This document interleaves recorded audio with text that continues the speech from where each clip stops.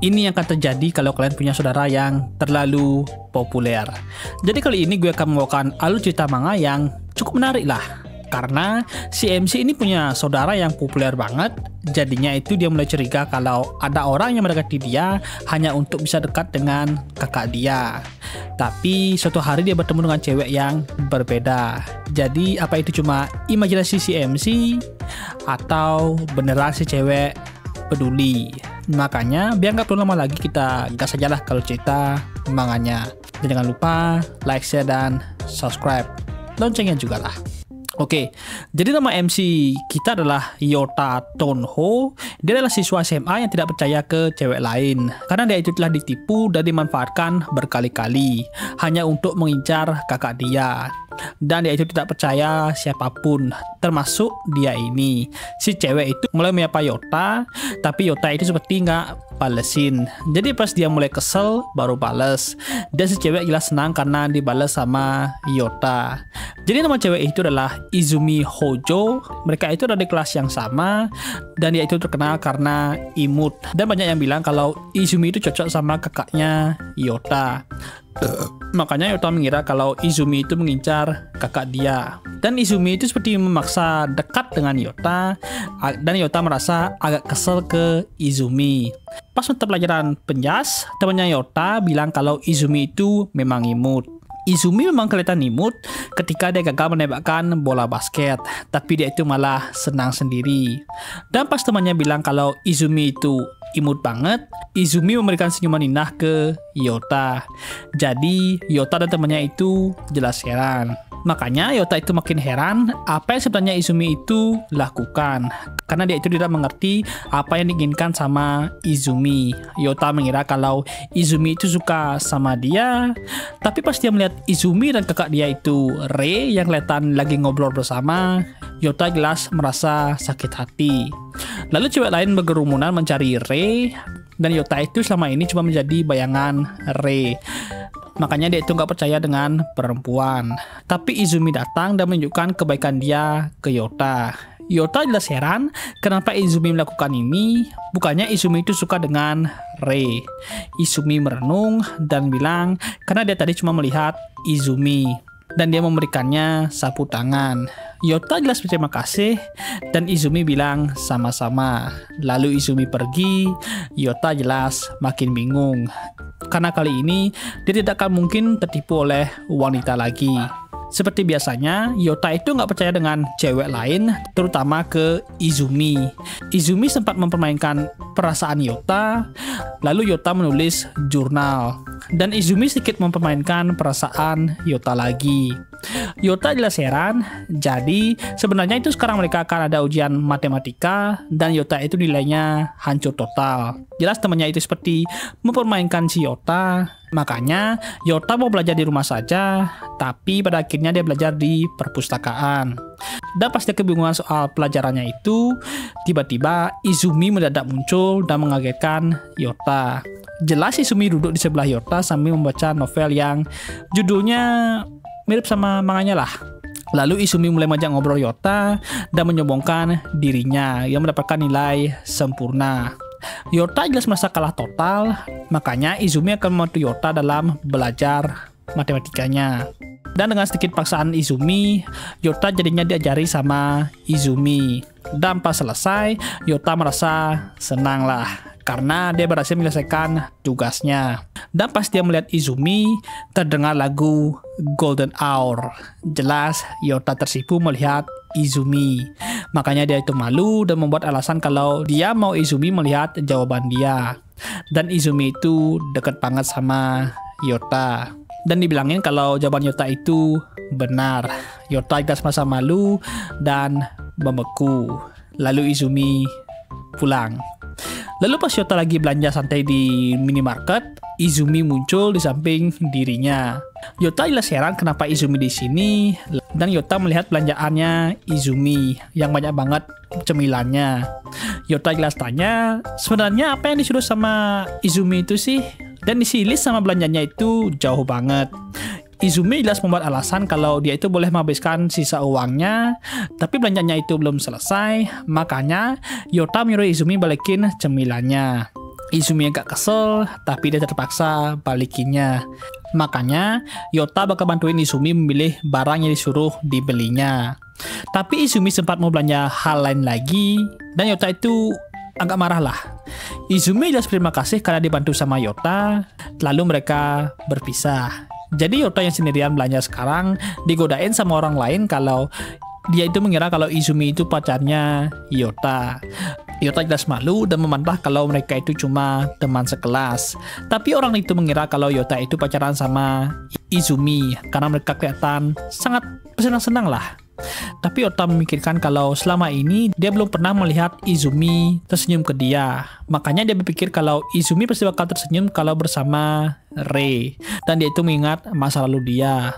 Lalu pas Yota mau pulang, dia melihat Izumi yang masih berteduh karena hujan. Yota berpikir mau meninggalkan Izumi saja, tapi dia mengingat kelakuan Izumi sebelumnya.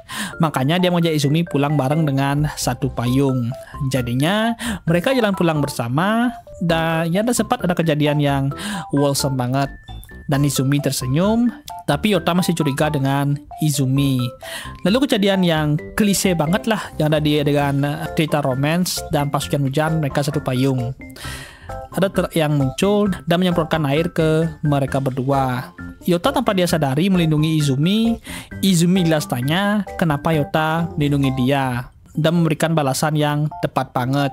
Jadi karena tadi payungnya itu jatuh, pas mau digunakan lagi, dan mereka malah terkena siraman dari payung itu. Mereka diam sebentar, lalu Izumi tertawa dengan kejadian yang kocak itulah. Dan jelas Yota cuma bisa tersipu malu. Lalu kejadian kecil di sekolah yaitu perpindahan bangku duduk, dan Izumi jadinya duduk di sebelah Yota. Terus Izumi minta kerjasamanya ke Yota.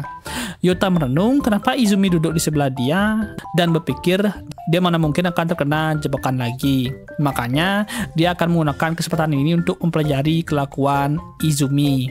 Tapi Izumi juga merasa sas ke Yota. Yota jelas kaget, tapi Izumi bilang dia itu cuma melihat ke luar jendela. Lalu Yota sempat melihat gantungan di tas Izumi. Izumi jelasin itu apa dan bilang kalau itu imut seperti Izumi. Izumi jelas teriak menolaknya. Dan teman mereka berdua itu senang dengan mereka.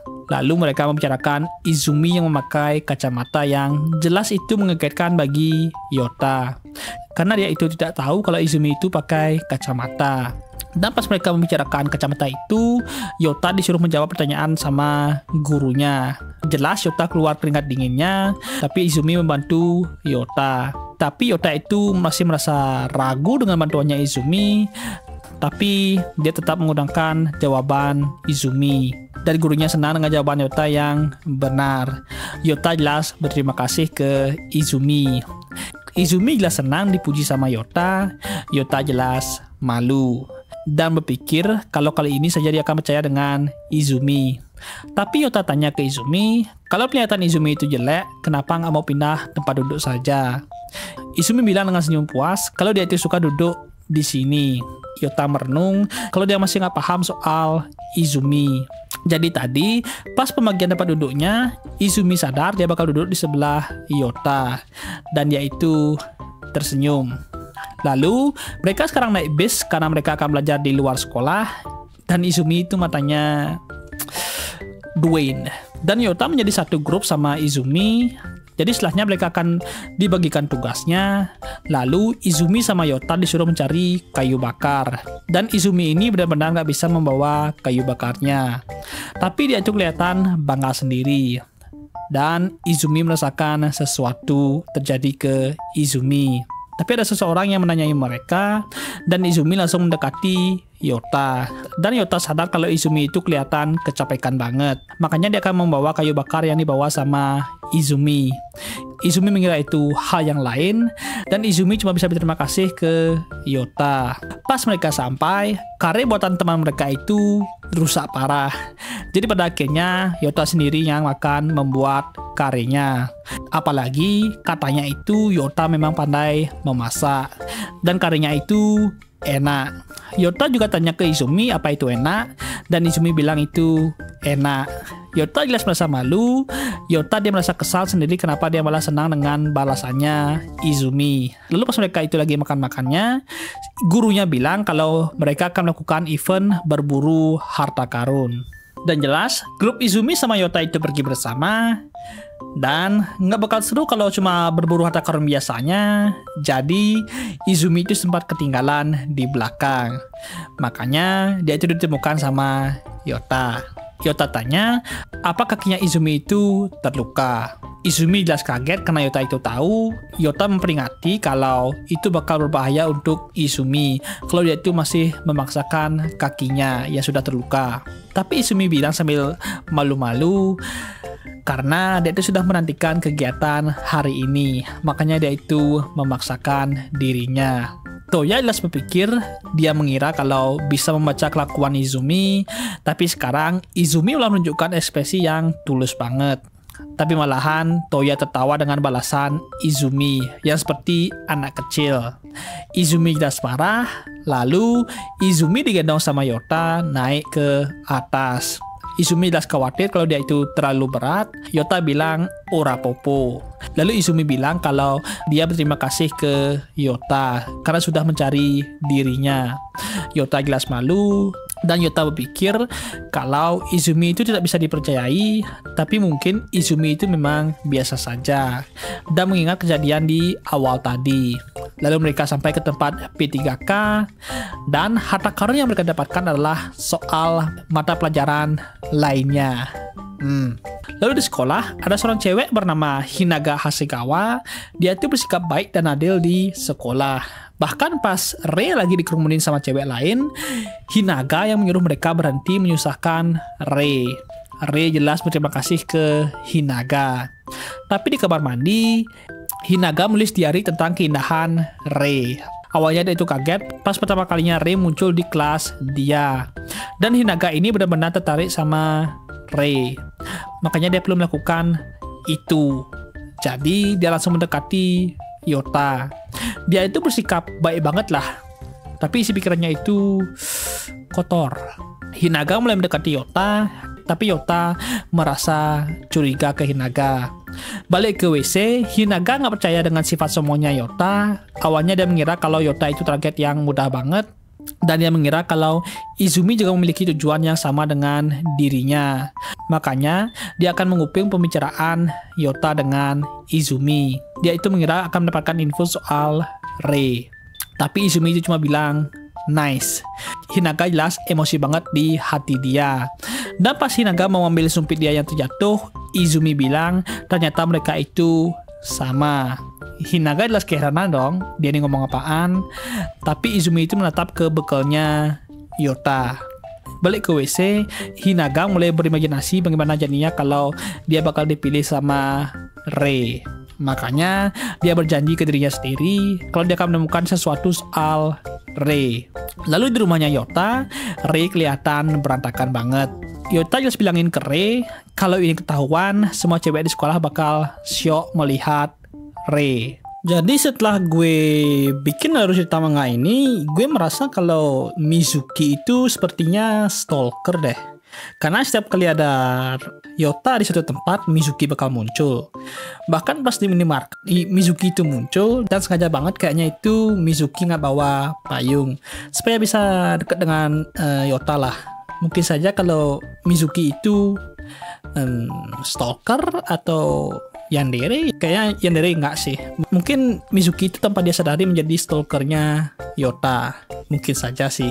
Gimana menurut kalian? Apa dia itu stalker atau enggak? Komentar di bawah. Tapi situ aja dulu buat alur cerita manganya. Yap, ini manga update bulanan. Jadi untuk part berikutnya manganya ini bakal lama banget. Dan ceritanya ini sebenarnya mudah ketebak sih.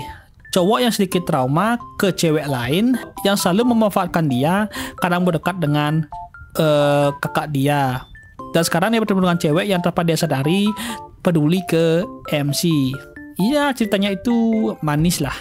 Jadi kalau kalian suka sama alur cerita manga yang seperti ini, jangan lupa like, share, dan subscribe, loncengnya juga. Dan sampai jumpa di video berikutnya. Bye bye, Bakakers.